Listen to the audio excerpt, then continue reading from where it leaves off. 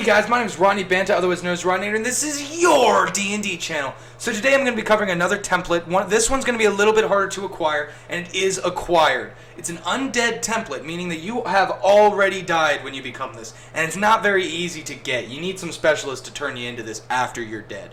But this is the Mummified Creature template. The Mummified Creature template is absolutely one of my favorites. I love playing undead, and of the undead, this thing is a powerhouse. So it's a level adjustment 4, which means you're going to gain XP as of a character 4 levels higher than you. So it's going to be real hard to deal with.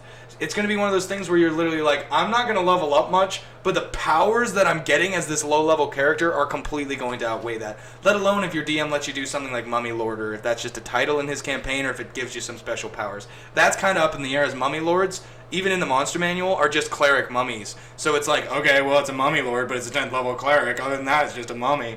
But anyway, so creating a mummified creature. Mummified is an acquired template that can be added to any corporeal animal, giant, or humanoid. So this is a little limited. You can't be a dragon mummy, but you can be a human mummy. You can be an animal mummy, such as a cat, or you could be, or a giant. So you could be a half giant, hill giant, whatever you want.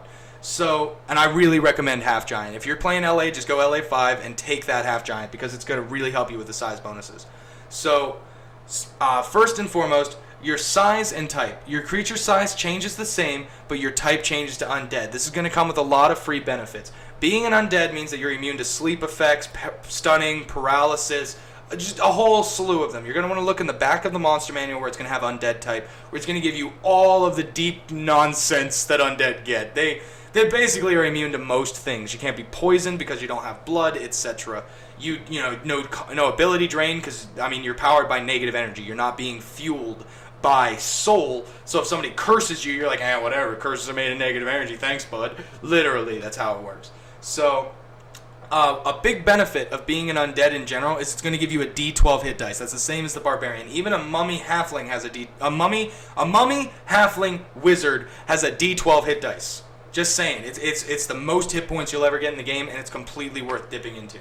Next, a mummy is going to have one major penalty. It is going to move at 10 feet slower than a normal creature of its type. So if you're a human moving at 30, now you're moving at 20 like a dwarf. Now the thing is that this could be a major failure, but there are ways to mitigate this. You could take Cleric level 1, take the Domain Celerity, get plus 10 movement speed. You could play a Shadow Swift from Planar Handbook. Shadow Swifts start with plus 10 base speed of 40 feet, so then you might as well just be a dude, and nobody can tell because you're all wrapped up. Now there are some serious, ridiculous benefits here. For one, plus 8 natural armor. You are literally wearing a suit of plate mail as your body. It's ridiculous, and you could still wear armor over that natural armor, and like I said, you're 10 feet slower, so you might as well wear light armor, but it's not a huge deal to you to wear heavy. Well, I guess it is, because now you're moving at 10, but it's not a huge deal.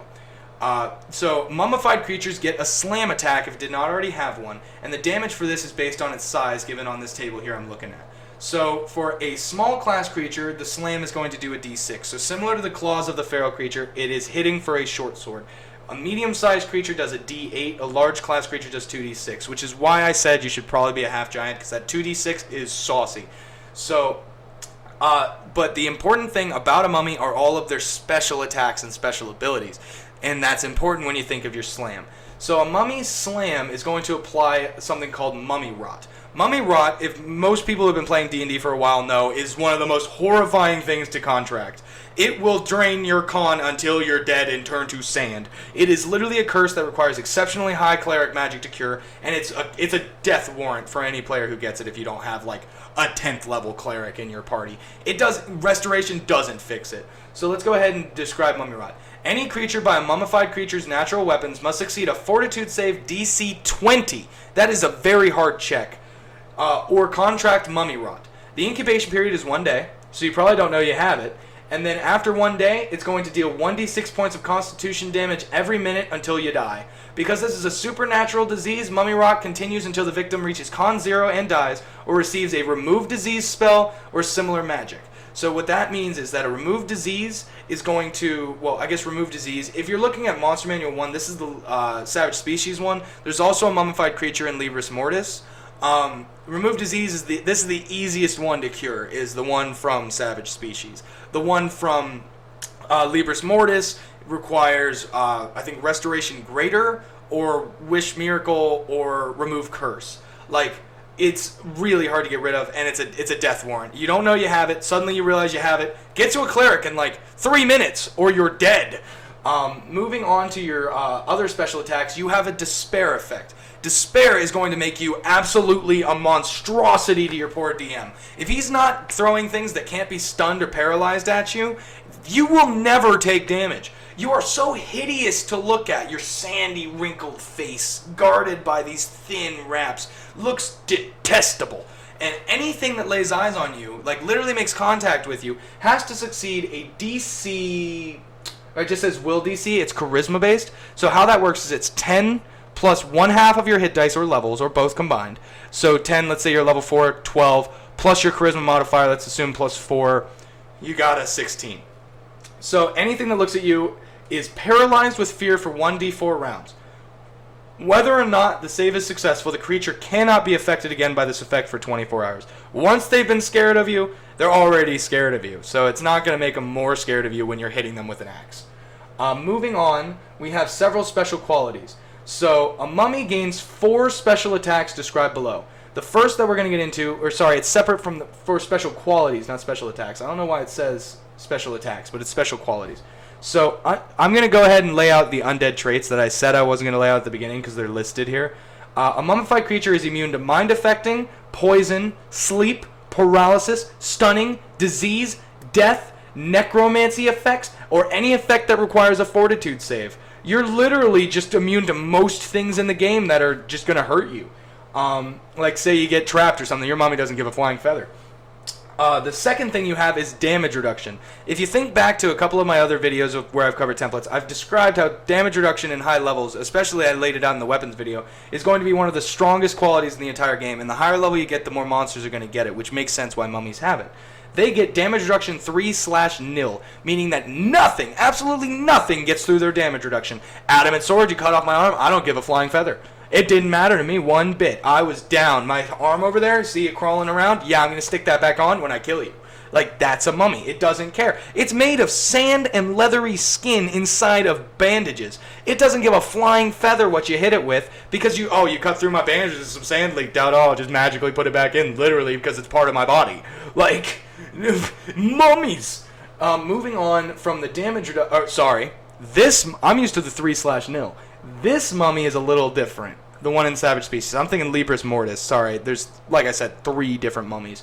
But this mummy is the Savage Species one. It actually gives you damage reduction 5/+1, which means that magical items with a +1 enchantment will deal that 1 point of magic damage to you. You will still ignore the 5 from the slashing, but the +1 magic damage will get through. Now, this is why I like the Savage Species mummy and not the Libris Mortis mummy. Who cares that DR was a little bit worse? Because you have resiliency to blows. Physical attacks only deal half damage to mummies. Apply this effect before damage reduction. I hit you with a D8 sword and rolled 8 + 0 strength. Alright, you ignore half of that, 4. I damage reduction 5 of that, 5. You did not hurt me. Yeah, you cut me. Sand's leaking. Ooh. I kill you with my mummy rot, or I just grab you, or just rip you in half. I'm a mummy. It's horrifying. The last thing they have is more of a negative, because of course they're mummies. They have fire vulnerability. A mummified creature takes double damage from fire attacks unless a save for half damage is allowed. A successful save halves that damage, and a failure doubles it. So somebody shoots fireball at you and you fail, double the damage. Somebody shoots fire at you and you pass, you don't double it. Ability score changes are that you're going to get a +3 strength for being a mummy, a -2 dex for being a mummy, a -4 intelligence for being a mummy, a +4 wisdom for being a mummy, that's for you clerics out there, a +4 charisma for being a mummy. Now, while we're on this topic, you would think, why would a mummy look good? You just said it's so disgusting to look at, it paralyzes people. Charisma is not comeliness. Charisma is not how attractive you are. What charisma actually represents is your outward influence into the world around you. It is your ability to speak eloquently. It is your lich's negative energy aura. It is the supernatural vibe where people's hairs on the back of their neck stand up when they see your evil character. It is the feeling of glorious goodness when a paladin walks into a room. That is your charisma. Now, charisma can be comeliness. You can say that your Aasimar with 20 charisma is a hot dude, and it makes total sense. You are a hot dude. But why I think they did that was because nobody wants to play a disgusting, ugly character unless you're playing a mummy. But nobody wants to play a disgusting, ugly character just because you rolled an 8 charisma. What that means is you're gruff, you don't talk well, you don't, whatever. Yeah, that's your guy. He doesn't have to look bad. A dwarf doesn't have to look bad. He can be a handsome dwarf and still have 8 charisma. Now, mummified creatures are always, their alignment is locked as lawful evil. This is going to limit a few classes for you and a few cleric deities for you. What this means is that you cannot play a paladin, but you can play a monk. You cannot play a cleric of Hieronius, but you can play a cleric of St. Cuthbert. Or my favorite, I like following Anubis because he's a death god, and you can take the Deathbound domain, which is going to triple your undead hit dice pool. Personally, mummy clerics, even in the monster manual, why they made it a cleric is because it synergizes really well. Because the charisma is going to affect your save DCs, and the wisdom is going to give you more bonus spells. So you don't have to drop your 18 in wisdom. You can instead put that in strength. Get the +3 strength. You got a 21 strength and 18 wisdom, and maybe even a 20 charisma if you just put like a 16 in there. So it's totally worth it. I would always recommend taking a mummy. If you're playing in an evil campaign and you have other undead people, play a mummy. Another weakness of the mummy, it's not mentioned here, but you are an undead. And undead types can be rebuked and turned. So what that means is if you encounter a cleric of twice your level, so you're a level 7 mummy, and a level 14 cleric walks up and goes, "Turn!" He has a good chance of literally instantly killing you if you fail that will save. You really don't have a choice in that. It's will save or die. Did he roll your hit dice to kill you? Just like a good character can pop an NPC mummy, a good character can pop a player character mummy. Also, evil clerics that you encounter can rebuke you. So if they're strong enough, they can say, "I'm also your level." It's not double your level for them, it's your level. They go, "Serve me!" And you literally get a will save, or you are their slave, just like any other undead. So you do have a couple of serious weaknesses, but just for the sheer power of the mummy, the resiliency to blows, the mummy rot, the paralyze on sight, these things are so good that you might as well take it. And if you're playing an undead campaign, I usually would recommend vampire just because OP is heavens, but vampire is an LA 8, so it's a lot harder to get your DM to okay you a vampire. Maybe a half vampire, maybe a vampire spawn. But a vampire is so hard to get your hands on, but you can usually let a DM slide when you get a mummy. And on top of that, you don't have to start as a mummy. It's acquired. So your character can die, have a necromancer in your party, and that necromancer makes you a mummy. So you can become a mummy, and it's basically another way to come back to life without having to use a raise or resurrect spell. Very, very much worth it. Mummies are created via the Create Greater Undead spell, though, so it's pretty hard to cast. And if you're not making it Create Greater Undead, then you can look at the Swords and Sorcery book, which is from the Ravenloft setting. That is going to give you a ritual that allows you to create higher level spells with multiple lower level casters. So to do that, instead of having to have like one uber necromancer, you have 2 necromancers in your party. Let's say a dread necromancer, a death master, or a wizard who specializes in necromancy. Those 2 can work together to tinker you into a mummy. But for one person to do it alone, they have to be able to do Create Greater Undead, which if I'm not mistaken is a 7th level spell, so you're going to have to be a 14th level character. But when you're working with LAs like +4, it wouldn't be surprising to say, well, your wizard didn't take any LAs. He came in as a 14th level to your 10th level.